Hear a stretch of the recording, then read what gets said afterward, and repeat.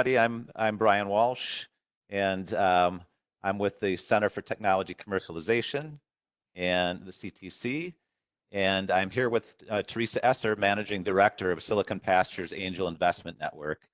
They're a Milwaukee-based group with a preference for investing in companies that are located in the Midwest. And today we're having a quick chat on how founders can prepare their company for their exit, their companies for their exit. So Teresa, maybe start by telling us a little bit about yourself and Silicon Pastures to get us started. How do you engage with early stage companies? So go ahead and share with us. Sure. So I'm the managing director of Silicon Pastures. Our group has existed since 2000. And since that time, I am aware of us having made 67 investments. We probably have made more because every individual angel investor can invest in the companies that they want to invest in. But I'm aware that the group has done 67 deals. I took over Silicon Pastures in 2006, and for a while we were doing 11 meetings a year. Then we thought we'd get more strategic. Now we have 8 meetings per year, and we continue to be active even in this time. We just had a Silicon Pastures meeting on Monday night. And we've been pretty active. In December, we invested in Fiveable. In January, we bought Sprecher. In February, we invested in Front Desk. In March, we invested in Blue Line Battery, and we are working on another deal. We've got money in the bank, and we're waiting for legal documents from the company. So we continue to make investments now, just like we have been all the way along.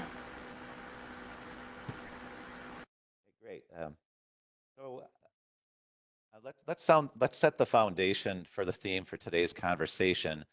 Our founders are just getting started with their businesses, so why should they already be thinking about their exits?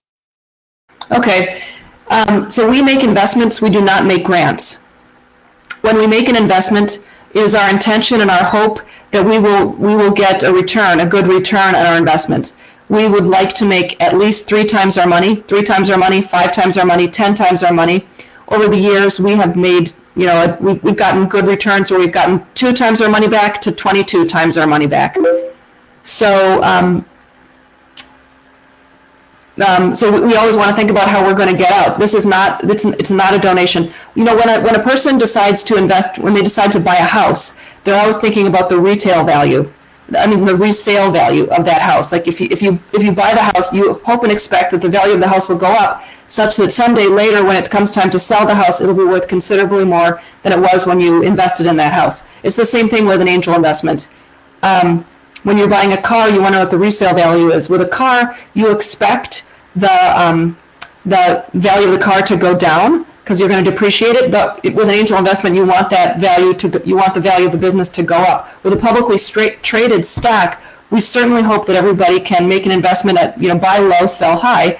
You know that you're going to be able to sell that stock to somebody else. It's publicly traded, so it will have a value.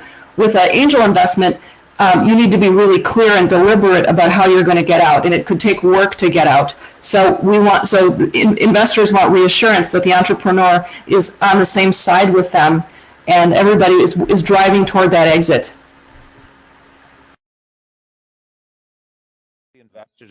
So what are investors looking for in terms of preparation? So at what point, at this point, how can the companies prepare themselves better for the investors? How can they prepare themselves better for the exits? Well, starting off by being aware of exits in your space. So it's always good to, somewhere in the presentation, we at least want one slide on awareness of exits. Typically, there should be at least three known exits of companies that are similar to your company in some way that have been sold. So it's always good if you mention, this is a hot space, there's a lot of exit activity, we're aware of such and such a company which was acquired by this acquirer, we're aware of this other company that was acquired by this acquirer, and then a price and any metrics that you're aware of, what they bought it for. You can find those metrics often in the press release from the acquiring company. So they'll say, we decided to buy this maker of a test for swine flu because it's a very accurate test, and there's a lot of value, and we wanted to help figure out if people had swine flu, and we really valued the accuracy of the test. So in that case, it was a technology acquisition. In other cases, the acquirer might value the revenue that the company is bringing in, and then there are other cases, there are other company acquisitions that you might not hear about at all, where they're valuing the company for something that you couldn't even think of. Like, for example, the fact that all of the employees are fluent in English. That could be of value to a company on the other side of the world, which does not have a huge number of employees who are fluent in English. If they want to sell their products in the United States, English fluency might be something that they value. Okay, great. I recently sat in on a webinar with you and investors in your network, and you talked about 4 types of exits. The one that seemed particularly relevant, you just touched upon this, to the companies we work with, is selling to a strategic buyer. So can you elaborate any more on this and any more on what these kinds of buyers are looking for? Absolutely. So I'll just go through some of the reasons why, some of the ways that entrepreneurs or that angel investors are worrying about getting out. One is a sale to the employees of the company. 2 is sale to fellow investors. 3, recapitalization by private equity, and then sale to a strategic buyer. In all these cases, the exit that's likely to be the most lucrative for investors is the sale to a strategic buyer. And the reasons why strategic buyers acquire companies could be, there could be many different reasons why a strategic buyer would want to buy the company. One would be because the company has created some technology which the strategic buyer knows for a fact it will help it reduce its internal costs. So that's where it's really hard to predict what's the value of the company, because you don't know how much money the strategic buyer is wasting on wasteful business processes, which could be solved if they had this faster, better, cheaper way of doing things that the startup has come up with. So the strategic buyer is the one who knows how much is being lost because they don't have your technology, and so that it could be a lot. And so if your goal is to help them reduce their internal costs, reduce waste, then it kind of doesn't really matter how many employees you have, or how much revenue you had last year, or things like that, because it's all about the value to the buyer, and they're the only one who knows their internal numbers of how much they're wasting. Okay, number 2 reason is perhaps the strategic buyer is looking for a new product or a service to sell. They've got customers. Maybe they have a whole warehouse filled with red pencils, and you've got a bunch of blue pencils, and they're like, hey, we need to have some blue pencils now. If we know we can give our customers access to another color of a similar product, they're going to be all excited, and it'll be easier for our salespeople to sell, because we all know customers actually like 3 choices best. So choice A, choice B, choice C. If you've got choice C, it'll help people feel more confident about the buying decision. So buyers are always looking for new products or services to sell. Some strategic buyers are looking for new groups of employees that have proven they can work well together. Let's not forget that a lot of employees are aging out, and so employers are always needing to hire, and it costs money to hire a headhunter. They have to pay for recruiting employees. So if they just acquire your company, they get a bunch of employees who've demonstrated they can work well together. So they could be looking for new groups of customers. This is one, if a large company is looking for new groups of customers, sometimes if it's a younger company, they might be valuing the work that you are doing, aggregating new groups of customers. If it's a very old company that's 100 years old and their customers are very big, they might not value the work you're doing to aggregate new groups of customers, because they might have had 100 years to try to go get those existing groups of customers. So, but they might value some work that you might be doing to get access to customers on the other side of the world that they don't have access to because they somehow missed it. 5, new sources of revenue. And in rare cases, sometimes an acquirer wants to have access to your strategic advisors. If you are a really well-connected graduate student at some university, and your advisor, is a Nobel Prize winner or just a real stellar leader in some field. I've heard it said that somebody might acquire the business just to get access to the relationship with that amazing, brilliant genius professor of yours. And then, geographic diversity. This is one that we often forget. There are a lot of examples in the state of Wisconsin where companies are acquired by other companies on the other side of the world. The Japanese are doing a lot of buying. They have done a lot of buying in Wisconsin because they want to break into Wisconsin. They want to have customers in Wisconsin, and they want to have employees in Wisconsin. And it's a lot easier for them to buy your company than to send some Japanese people here to start up a new startup and open up a sales office. Why don't they just buy your company? So they do. Those are the ones that are at the top of my head.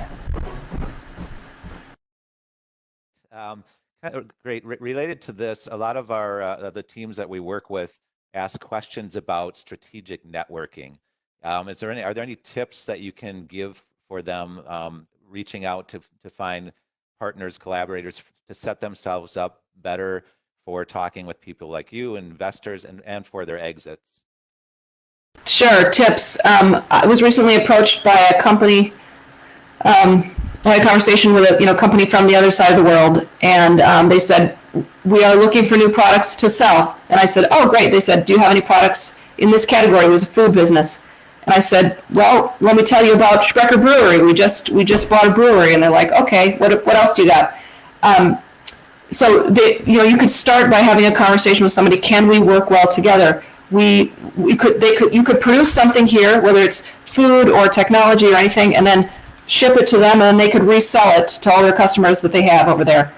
So that's step one. Step two is after they learn that you're selling, that your product is wonderful and you're great at producing this product, then they could say, what about if we make a strategic investment in your business? They could say, and you could say, oh, sure, that might be a good idea. Our business is very profitable. We're proud of how profitable our business is, and we have a diverse group of customers.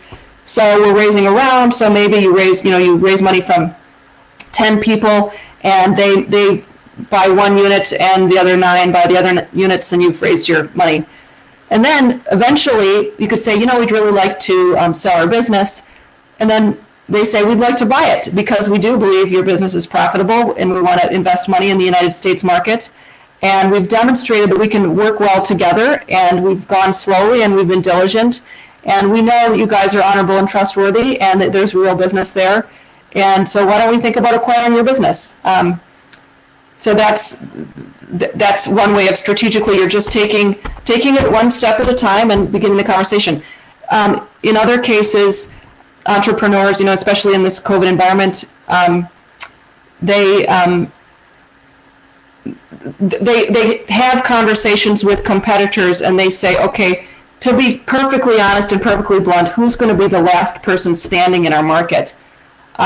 If we all work together to create a strategic roll-up, which of us is going to be the strongest, and which of us is going to be the most likely candidate? If we go out to a big private equity firm and we say, hey, why don't you buy us all together?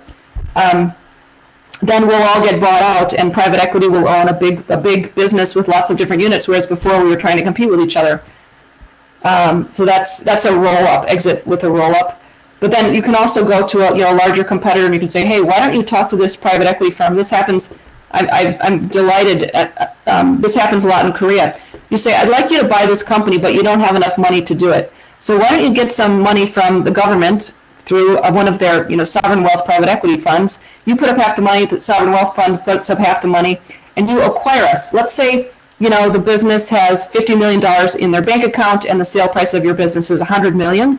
So the acquirer goes and talks to a private equity fund supported by the sovereign wealth, says, we want to acquire this business for our country's strategic interests. They get $100 million together, 50 from the private equity, 50 from the business. They buy you out. You get $100 million for the sale of your business. Then the business goes forward, and if it hits its strategic milestones, it's throwing off cash, it's profitable, it's helping the acquiring business reduce its internal costs, then they might have so much money they can buy out the private equity. So that was an interesting way of getting a sale to a strategic that didn't even have enough money to buy it, but there's lots of different ways for the acquirer to get money to buy your business. Great. So you mentioned COVID-19. So I'll play off that a little bit. What thoughts would you like to share with entrepreneurs, with companies, about finding partners, investors, buyers in the COVID-19 era? Any other tips for them at this particular point in time? Yep, use your existing relationships. So use LinkedIn, use your relationships with your attorney, use your relationships with your accounting firm. So Silicon Pastures, we realize we're looking in the mirror and we're saying, wow, we have a huge number of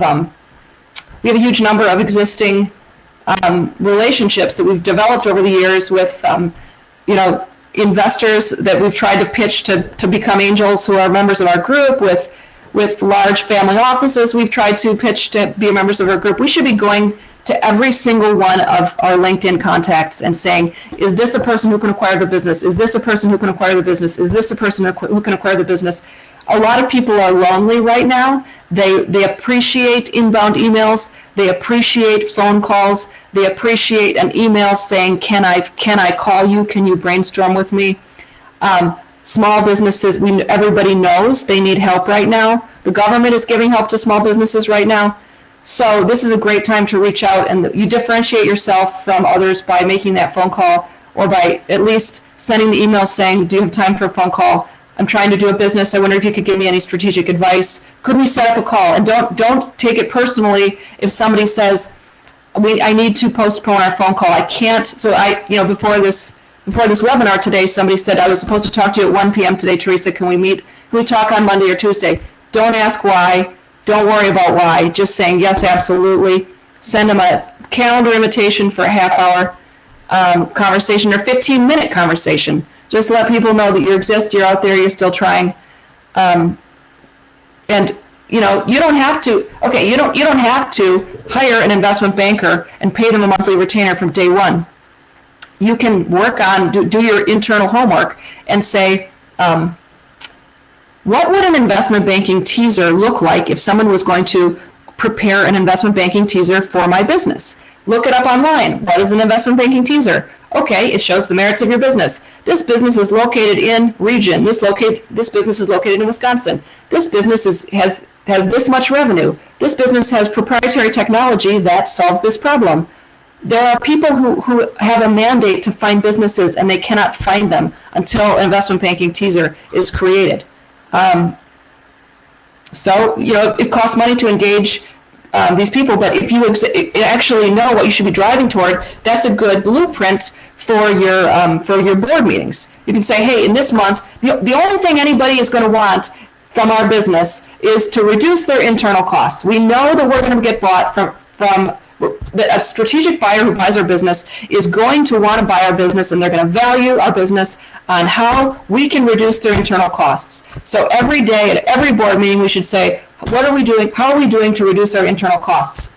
To reduce the internal costs of the ultimate buyer. Or is it different? Is the ultimate buyer going to say, we're going to buy this business to get new revenue? Then you should say, how are we doing to get new revenue? It's all about getting new revenue for our business. So you need to know by what metrics will you be judged when the buyer tries to buy a business. So do you see any special needs for high-tech companies? Anything different about the way they should be approaching this, or approaching their exit, or approaching their conversations with investors or buyers? So maybe they're really early on. Their technology needs a lot of development before it actually gets to a point where they're getting sales, for example. For a high-tech business, for Silicon Pastures, and there are many different kinds of angel investors, we have found over the years that we do the best when a company has found a way to get at least $200,000 worth of revenue before we make an investment in the business. So if a business has less than $200,000 in revenue, at the very least, we want them to have a signed purchase order in their hand that they can show us, saying, we have a signed purchase order. We know we're going to be able to get $200,000 worth of revenue. But what we want is at least $200,000 worth of revenue. More is better, of course. If it's a technology company and they don't have any revenue, Well, how do we know whether they're going to be able to buy it? We don't have enough money from our group. Our group does not have enough money to keep a business afloat for as long as it takes for them to survive. We're not a $100 million venture capital fund. There are $100 million venture capital funds. They exist. You can find them. But that's not us. We're an angel network, and so we need to find businesses that can survive with the money we're able to put together in this round. And we have syndication partners. So when we go together with our syndication partners, we can add up to $500,000. We can add up to $1 million. We can add up to $1.5 million. But if the business is coming to us saying we need $3 million or we're going to go under, that's tough. Because this was the first lesson that I learned in 2006. The business said we need $3 million. I said, how about $465,000? They said, we'll take your money. They took the money, they spent it. We got syndication partners. We added up to $900,000. They said, we needed $3 million. We said, okay, we're going to have to come to the table again. We came to the table again. We rallied. We recruited new investors. We got another $600,000. They spent it. They said we needed $3 million. We said, we just gave you $465,000 plus $600,000. They're like, yeah, we need $3 million. No. Now it's like, no, we can't do that. We can't keep doing that. We want to diversify our portfolio. And the business has to show us a path to get to an exit. They have to show us a path to get to viability. The best pitch we loved the most was when an entrepreneur said, we could break even next month if we cut our costs. We said, great. They said, we could get to profitability the month after that. Wow, okay, great. We wanted to invest because revenue was going up. But if they changed their path, just change their course just a little bit, they could get to break even. They could get to profitability if they cut costs. Well, they're a business that's looking like it's doing well in this current environment. They have cut costs. They told us they would be able to cut costs. They could cut costs. And they're watching their competitors fall down because the competitors grew too aggressively. And, in the past, I was like, I'm so sad that Wisconsin doesn't have a lot more venture capital. I'm so sad that the competitors are getting so much money from venture capital sources on the East and West Coast. Now it's like, well, they didn't have money. They chose to be frugal. They learned how to grow frugally. Okay, that's what we have here. Thank you. Thank you. So let's see if are there any questions from the audience at this point. We're kind of getting to the end of our time. Okay, let me take a look. Okay, so let me just do a quick perusal here. Okay, so one is, when is the best time for an entrepreneur to reach out to you? You said the $200,000 mark is a nice benchmark.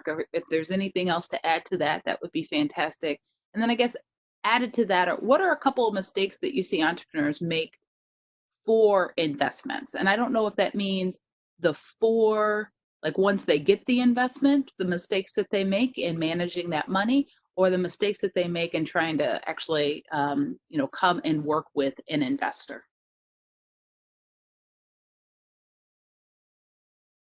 I got to unmute you. I'm sorry. Too many technology responsibilities all at one time. Just one second. Oh, here you go.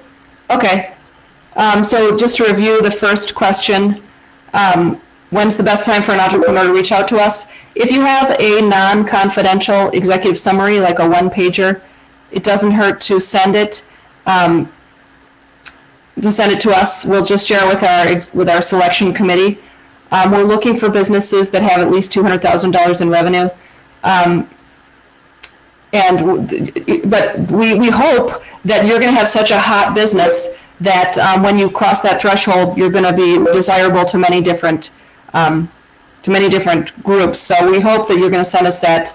It is our intention to get to $200,000 in revenue. We're approaching customers, but just focus on getting the revenue.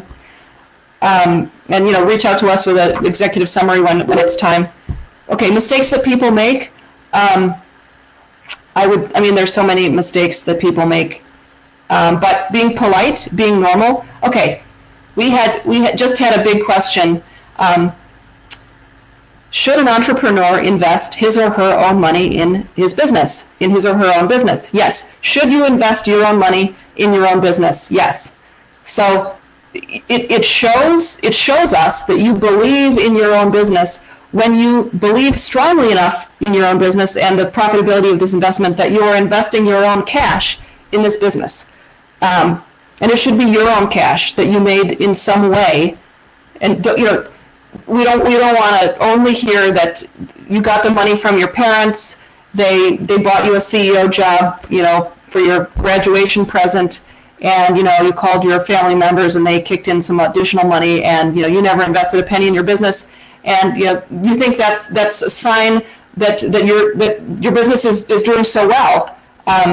We want you to invest your own money in your own business. Other mistakes. It's good to get referrals. It's also good to make phone calls. Mistakes that people make. I have 2 daughters, and they tell me nobody makes phone calls anymore. It's considered a faux pas to make phone calls. I am of the generation that thinks making phone calls is a good idea. When I graduated from college, I did not want to make phone calls. I learned in my first job, always be the caller. Make that phone call. If you need encouragement, if you need to know what making a phone call looks like, watch the movie Glengarry Glen Ross. I recognize it is considered it is a terribly politically incorrect movie, but they do one thing well. They say, make the phone call. Not making phone calls is a mistake. Let's see. Could you please speak more about a strategic roll-up exit? A strategic roll-up exit is when there's some large pile of money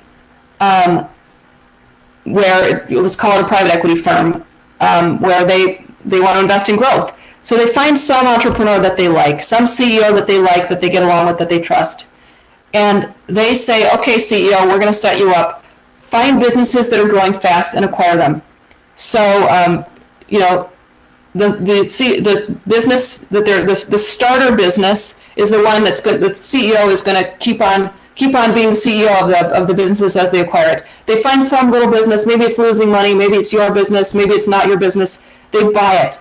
And then the new business retains the name of the first business. Okay, then they say, now we're going to have more growth. We want to have more revenue growth. So we're going to buy another business. Okay, private equity allocates more money. They buy more. They buy the next business. Now the business is 2 times as big as it was, and the CEO is still in charge of it. Okay, now we're going to do another. We're going to roll up another business. It's like, like when you are rolling a snowball. If there's a smaller snowball in front of you, you just roll it into the big snowball. There's a question about acquisition versus investment. A question about acquisition versus licensing. There are some businesses that make money by licensing their technology to other. That's for you. I would say that's pretty much for you, the entrepreneur, to decide whether you want to license your technology to another business. I have heard an angel investor talk about a business which just did the licensing. They invested in the business, they just did licensing, and that was like the product that was like their product, that they licensed their technology to all these different users. But more often, if what you're doing is licensing the technology, then why do you need an angel investor to invest in your business? If you can just license it out, then you're good.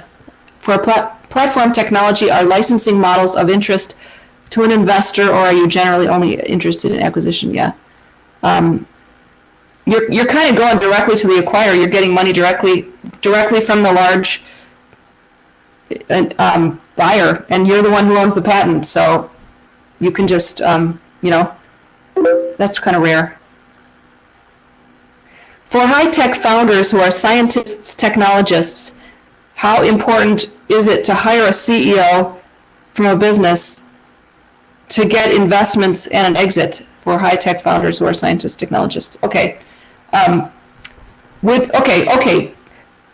Greetings, high-tech founder. Greetings, scientist and technologist. Would you like to change your middle name so that your middle name is sales? So would you like to change what you do all day from doing science and doing technology to making sales phone calls? Would you like to do that? Call me after you have changed your middle name to sales. Call me after you have figured out how to get revenue. Then when you get that revenue, when you have $200,000 worth of revenue, then I will welcome the opportunity to speak with you about your business, your exciting business. which has revenue. So how important is it to hire a CEO? You don't have to hire a CEO. You can learn how to do sales yourself. Technically you can learn all these things. Learning takes time, and sometimes people don't want to change. They don't want to change what they're doing. They might have chosen to become a scientist or a technologist because all they want to do is worry about the science and the technology. I guess if I had a $100 million venture capital fund, it would be easier to think about making investments in companies that didn't have revenue. But since all we have is an angel investment network, we need to figure out how the company is going to survive until an exit. And the company needs to be able to survive, for 12 months, 18 months, 2 years until they get that exit. And I can't bank on the fact that any venture capitalist is going to come on after me here in Wisconsin. I can't say yeah. And then a venture capitalist will make a large investment after our angels finish it, after our syndication. We can't bet on the fact that there will be another round, because there's so little venture capital here for early stage businesses. We just have to do angel. We have to plan on angel to exit. We have to plan that this is the last money you'll ever be able to raise, because we've been here for 20 years, and that's what we've learned the hard way. We've learned that that often there isn't anybody who's going to come in after us and save us. Prince Charming has not shown up in Wisconsin for the last 20 years, and I don't really expect that he's going to show up in this year either, because we're having a worldwide pandemic. And I think he's lost. I think he's gotten lost. I think I have gone through all of the questions on the list here. I will invite anybody in the next 35 seconds to unmute themselves if they have a question. Otherwise, Brian, I'm going to unmute you so that you can ask any final questions that you have. Okay, if we don't see another question, then I just want to invite Teresa to give any closing thoughts before we tune out today. This is Carlos. Looks like we got one.